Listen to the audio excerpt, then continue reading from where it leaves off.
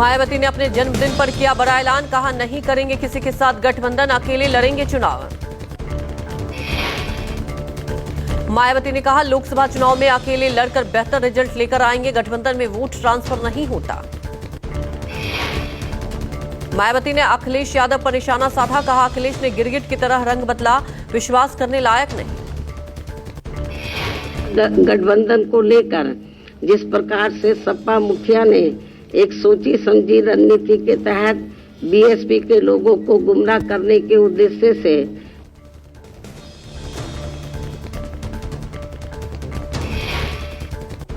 मायावती ने कहा मैं संन्यास नहीं लेने जा रही, अफवाह उड़ाया जा रहा है और अफवाह उड़ाने वाले लोगों से सावधान रहिए। मायावती ने कांग्रेस और बीजेपी पर निशाना साधा, कहा कांग्रेस और बीजेपी समेत दूसरी पार्टियां पूंजीवादी रही हैं, कांग्रेस बीजेपी दूसरी पार्टियों के संकीर्ण सोच। मायावती ने कहा मुफ्त राशन देकर गुलाम बनाने की कोशिश, सांप्रदायिकता की वजह से गरीबों को कोई लाभ नहीं। मायावती ने कहा यूपी में 4 बार हमारी सरकार रही, दूसरी सरकारों ने हमारी योजनाओं की नकल की, बसपा को ही कॉपी किया, हमने रोजगार दिया पर अब सरकारों में महंगाई रोजगार पर कोई ध्यान नहीं। मायावती ने अपने नेताओं और कार्यकर्ताओं से अपील की, कहा अल्पसंख्यकों दलित वंचितों से अपील है कि वो दलित महापुरुषों के बताए रास्ते पर चलकर सिर्फ बसपा को मजबूत करें। बीएसपी प्रमुख मायावती का आज 68वां जन्मदिन, लखनऊ में बीएसपी कार्यालय को सजाया गया। मायावती की होर्डिंग से पटा बसपा का कार्यालय, होर्डिंग और कटआउट में मायावती को बीएसपी ने आयरन लेडी बताया। बीएसपी कार्यालय में मायावती के समर्थकों का जमावड़ा, एक समर्थक ने गाना गाकर मायावती को शुभकामनाएं दी। दिल्ली में जाकर के शासन करो, आप दिल्ली में जाकर के शासन करो, आज पीएम गया धन मैं मांगता, आप दिल्ली में जाकर। बीएसपी राज्य के सभी 75 जिलों में जनसभाएं कर रही है। बीएसपी प्रमुख का जन्मदिन जन कल्याणकारी दिवस के तौर पर मनाने का ऐलान किया गया है। राजनाथ सिंह ने मायावती को फोन किया, राजनाथ सिंह ने फोन करके मायावती को जन्मदिन की बधाई दी।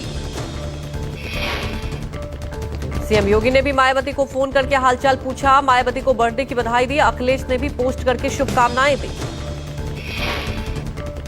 भारत जोड़ो न्याय यात्रा का आज दूसरा दिन, मणिपुर के सेकमई में राहुल ने शुरू की यात्रा। यात्रा में भारी संख्या में लोग शामिल, यात्रा के समर्थन ने स्थानीय लोगों ने लोक नृत्य प्रस्तुत किया। कांग पोपी पहुंचे राहुल गांधी, शाम 4:30 बजे मणिपुर के माओ गेट पहुंचेगी कांग्रेस की न्याय यात्रा। नागालैंड में आज प्रवेश करेगी भारत जोड़ो न्याय यात्रा। मणिपुर में भारत जोड़ो न्याय यात्रा में शामिल होने के बाद कांग्रेस नेता सलमान खुर्शीद ने कहा अच्छी शुरुआत हुई है, यात्रा चलती रहेगी और यात्रा का असर हमारे मनोबल पर होगा। बहुत अच्छा आरंभ हुआ है, आगे मंसूबे बहुत हैं, आगे चलेगा यात्रा का सीधा असर हमारे मनोबल पे पड़ेगा। कल मणिपुर के थौबल में पीएम मोदी पर बरसे राहुल गांधी, कहा पीएम मणिपुर के आंसू पोंछने नहीं आए, बीजेपी संघ मणिपुर को नहीं मानते भारत का हिस्सा। मैं आपके आंसू पोंछने, आपसे गले लगने, आपका हाथ पकड़ने नहीं आए। शर्म की बात, शायद नरेंद्र मोदी जी के लिए, बीजेपी और आरएसएस के लिए मणिपुर हिंदुस्तान का भाग ही नहीं है। मल्लिकार्जुन खड़गे ने पीएम पर बोला हमला, कहा मोदी जी समंदर में सैर करने जाते हैं, राम राम जपते हैं लेकिन मणिपुर नहीं आते, उनके मुंह में राम और बगल में छुरी है। राहुल की न्याय यात्रा से कांग्रेस नेताओं का जोश आया है। राहुल के साथ मणिपुर पहुंचे सलमान खुर्शीद, सचिन पायलट, दिग्विजय सिंह, आनंद शर्मा, राजीव शुक्ला ने कहा देश को राहुल से है उम्मीद। भारत जोड़ो न्याय यात्रा 15 राज्यों के 110 जिलों को कवर करेगी। राहुल 6700 किलोमीटर का सफर तय करेंगे। यात्रा 20 मार्च को मुंबई में खत्म होगी। आज बीजेपी अल्पसंख्यक मोर्चा लखनऊ से शुक्रिया मोदी भाईजान कार्यक्रम की शुरुआत करेगा। दोपहर बाद लखनऊ के क्राइस्ट चर्च कॉलेज से इस कार्यक्रम की शुरुआत होगी। शुक्रिया मोदी भाईजान को लेकर बीजेपी अल्पसंख्यक मोर्चा ने दिया नया नारा, लिखा ना दूरी है ना खाई है, मोदी हमारा भाई। शुक्रिया मोदी भाईजान कार्यक्रम में ब्रजेश पाठक, शाहनवाज हुसैन समेत अल्पसंख्यक समाज के कई नेता शामिल होंगे। अभियान के जरिए सरकार की योजनाओं को बताएगी बीजेपी। पवन खेड़ा ने इंडिगो में हुई मारपीट को लेकर सवाल खड़े किए, कहा एयरपोर्ट पर यात्री परेशान हैं, बदनिजामी भी सामने आई है। पवन खेड़ा ने एक्स पोस्ट पर लिखा, यात्री प्लेन के अंदर और एयरपोर्ट पर घंटों से फंसे हुए हैं, कोई सुनवाई नहीं, मंत्री और मंत्रालय ने चुप्पी साधे हुए हैं। अयोध्या में रामलला के दर्शन करने यूपी कांग्रेस का प्रतिनिधिमंडल, अजय राय होंगे शामिल, सरयू घाट पर कांग्रेसी करेंगे स्नान। प्राण प्रतिष्ठा कार्यक्रम में निमंत्रण ठुकराने के बाद रामलला के दरबार में हाजिरी लगाएंगे कांग्रेसी। हनुमानगढ़ी का दर्शन पूजन के साथ प्रधान पुजारी के आवास पर आयोजित खिचड़ी भोज में भी शामिल होंगे। राम मंदिर प्राण प्रतिष्ठा को लेकर बीएचपी का मेगा प्लान, अयोध्या में प्राण प्रतिष्ठा कार्यक्रम के लिए 56 देशों के 10 करोड़ परिवारों को भेजेगा न्योता। रामलला को सौंपे गए मथुरा से आए विशेष आभूषण, बांके बिहारी धाम से लाए गए विशेष आभूषण श्री राम जन्मभूमि के मुख्य पुजारी आचार्य सत्येंद्र दास जी को सौंपे गए। प्राण प्रतिष्ठा को लेकर पूरे देश में तैयारियां जोरों शोरों पर। मध्य प्रदेश में 22 जनवरी को कई जिलों में निकाली जाएगी कलश यात्रा, रामलीला और प्रभात फेरी भी होगी। एमपी के सीएम ने ड्राई डे का किया ऐलान, 22 जनवरी को एमपी में रहेगा ड्राई डे, शराब बिक्री पर लगेगी रोक। अयोध्या में 45 एकड़ में बना तीर्थ क्षेत्रपुरम राम मंदिर से करीब 1.5 किलोमीटर दूर टीन का शहर बनकर तैयार, 12,000 लोगों के रहने की जगह है। तीर्थ क्षेत्रपुरम को अयोध्या के बीचों बीच बसाया गया। अयोध्या धाम रेलवे स्टेशन से करीब आधा किलोमीटर दूर है ये शहर। तीर्थ क्षेत्रपुरम में 24 घंटे बिजली पानी की व्यवस्था, 24 घंटे गर्म पानी के साथ 10 बेड का हॉस्पिटल भी मौजूद। राजस्थान से शुद्ध शहद से होगा अयोध्या में प्राण प्रतिष्ठा के समय रामलला का अभिषेक। अलवर के वेंकटेश दिव्य धाम से 125 किलोग्राम शुद्ध हनी भेजा जाएगा। शुद्ध शहद के लिए कश्मीर से लेकर कन्याकुमारी तक और सरिस्का से जंगलों से मधुमक्खियां एकत्रित की गई थी। यह स्पेशल शहद तुलसी, जामुन और अजवाइन के फूल और पेड़ से तैयार किया गया है। वाराणसी में घर और दिए और तेल बांटकर महिलाओं की टोली ने दिवाली मनाने की अपील की। महिलाओं ने डोर टू डोर जाकर 5 दिए और तेल की शीशी बांटी है। प्राण प्रतिष्ठा कार्यक्रम को लेकर मॉरिशस में राम नाम की लहर, 22 जनवरी को सरकारी कर्मचारियों को मिलेगी 2 घंटे की छुट्टी। मॉरिशस के हिंदू आस्था वाले अधिकारियों और कर्मचारियों को 2 घंटे का अवकाश दिया जाएगा। मॉरिशस सरकार ने हिंदू सामाजिक सांस्कृतिक संगठनों के अनुरोध पर मंजूरी दी। मॉरिशस सरकार की ओर से जारी बयान में कहा गया है कि एक ऐतिहासिक घटना है। प्राण प्रतिष्ठा को कार्यक्रम अयोध्या में भगवान राम की वापसी का प्रतीक है। भगवान राम की भक्ति में डूबा अमेरिका। प्राण प्रतिष्ठा समारोह को लेकर Texas, New York, new Jersey, Georgia समेत 40 से ज्यादा बिलबोर्ड्स लगाए गए हैं। प्राण प्रतिष्ठा समारोह में खलल नहीं डाल पाएगी बारिश, मौसम विभाग ने कहा 21-22 जनवरी के बीच अयोध्या में आसमान साफ रहेगा। 17 और 18 जनवरी को अयोध्या में ग्रीन अलर्ट रहेगा। वहीं मौसम विभाग के मुताबिक 17 और 18 की सुबह के समय हल्का कोहरा छाने की संभावना। रामनगरी अयोध्या में आज से चलेगी इलेक्ट्रिक बसें। धर्मपथ और रामपथ पर 100 इलेक्ट्रिक बसों का संचालन किया जाएगा। लखनऊ में राम मंदिर ट्रस्ट के महासचिव चंपत राय करेंगे प्रेस कॉन्फ्रेंस। 16 जनवरी से शुरू हो रही प्राण प्रतिष्ठा कार्यक्रम की शुरुआत की साझा जानकारी देंगे। 17 जनवरी को श्री विग्रह का भ्रमण और गर्भगृह का शुद्धिकरण होगा। 76वें आर्मी डे पर प्रधानमंत्री मोदी ने सैनिकों को दी शुभकामनाएं। ट्वीट कर वीडियो संदेश जारी किया। वीडियो में बताया, हमें हमारी सेना पर गर्व। पीएम मोदी ने एक्स पोस्ट पर लिखा, जवानों के बलिदान और समर्पण का करते हैं सम्मान। Chief of defence staff general Anil Chauhan ने दी सेना दिवस को शुभकामनाएं। कहा, हमारे देश की सुरक्षा का आधार है जवानों का अटूट समर्पण। थल सेनाध्यक्ष जनरल मनोज पांडे ने भी सेना दिवस की दी शुभकामनाएं। कहा, जवानों का सर्वोच्च बलिदान हमेशा करता रहेगा प्रेरित। सेना दिवस के अवसर पर तेलंगाना के सिकंदराबाद में युद्ध स्मारक पर पुष्पांजलि समारोह आयोजित किया गया। सेना के जवानों ने युद्ध स्मारक पर अर्पित की पुष्पांजलि। महाराष्ट्र के दिग्गज कांग्रेस नेता मिलिंद देवरा ने छोड़ी पार्टी। शिवसेना एकनाथ शिंदे गुट में हुए शामिल। मुंबई साउथ से सांसद देवरा काफी समय से नाराज चल रहे थे।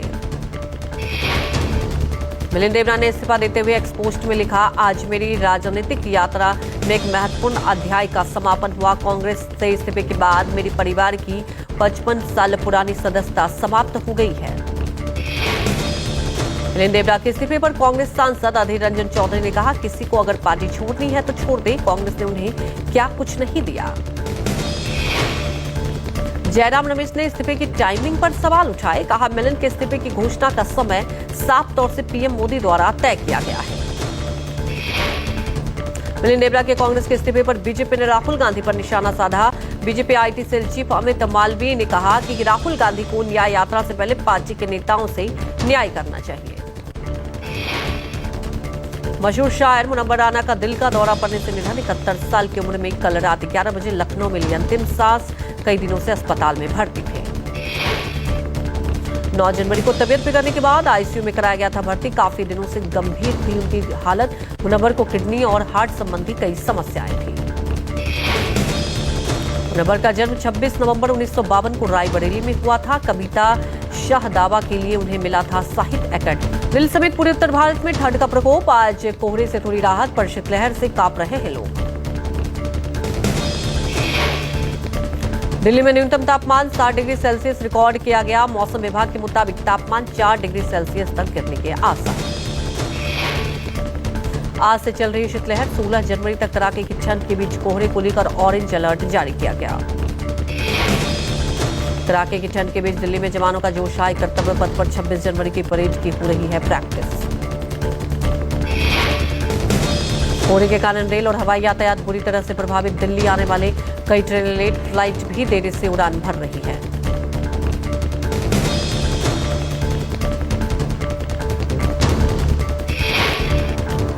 उत्तर प्रदेश में कड़ाके की ठंड को देखते हुए स्कूलों की छुट्टियां 17 जनवरी तक बढ़ाई गई, पर दिल्ली में समय बदलाव करके स्कूल खोले गए।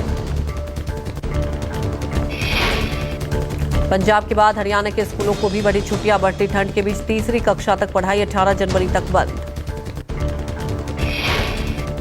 चंडीगढ़ में भी बढ़ती ठंड को देखते हुए पहली क्लास से लेकर 8वीं तक के स्कूलों की 21 जनवरी तक छुट्टियां की गई हैं। यूपी के मुरादाबाद में डीएम ने रैन बसेरों का मुआयना किया। शीतलहर और कोहरे के बीच मुरादाबाद के डीएम मालविंदर सिंह ने कई क्षेत्रों का निरीक्षण किया। जम्मू में ठंड ने पिछले 4 साल का रिकॉर्ड तोड़ा। जम्मू में 2.5 डिग्री दर्ज किया गया तापमान। उत्तर भारत में कोहरे के कारण जम्मू आने वाली दर्जनों ट्रेनें देरी से पहुंच रही है। कुछ ट्रेनों को रद्द किया गया। ठंड और कोहरे की वजह से यात्री हुए परेशान। राजस्थान में कड़ाके की ठंड बरकरार। माउंट आबू में तापमान -3 डिग्री दर्ज किया गया। रात के वक्त बर्फबारी हुई। हिमाचल उत्तराखंड में बर्फबारी की संभावना। 16 से 18 जनवरी के दौरान उत्तर भारत समेत कई राज्यों में हल्की बारिश होने की संभावना। पूरे देश भर में मकर संक्रांति की धूम। काश्मीर से लेकर गंगा सागर तक श्रद्धालुओं ने लगाई आस्था की डुबकी। यूपी के प्रयागराज में मकर संक्रांति के अवसर पर श्रद्धालुओं ने संगम में लगाई पवित्र डुबकी। वहीं वाराणसी के गंगा तट पर दिखी श्रद्धालुओं की भारी भीड़। मकर संक्रांति के पावन पर्व की सीएम योगी ने दी शुभकामनाएं। कहा, आज मकर संक्रांति का पावन पर्व पूरे देश में अलग अलग रूपों और नामों में मनाया जाता है। ये पर्व मकर संक्रांति का पावन पर्व है। उत्तर प्रदेश के साथ साथ पूरे देश के अंदर अलग अलग नाम और रूपों में बड़े हर्षोल्लास के साथ आयोजित होता है। केरल के सबरीमाला में उमड़ी भक्तों की भीड़। उत्सव से पहले भगवान अयप्पा की पूजा करने भारी संख्या में श्रद्धालु सबरीमाला मंदिर पहुंचे। मालदीव के राष्ट्रपति मोहम्मद मोइजू ने फिर दिखाए तेवर। भारत को सेना वापस बुलाने के लिए 15 मार्च तक का दिया अल्टीमेटम। भारत का सीधा जवाब, मुद्दे के समाधान के लिए जारी है उच्च स्तरीय बातचीत। अमेरिका के पूर्व राष्ट्रपति डोनाल्ड ट्रंप ने पहली बार किया विवेक रामास्वामी पर हमला।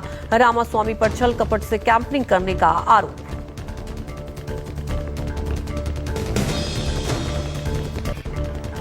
ताइवान ने कट्टर चीन विरोधी विलियम लाई चिंग ते के चुनाव जीतने पर चीन ने दी धमकी। चीनी विदेश मंत्री ने कहा, ताइवान का चीन का अभिन्न हिस्सा।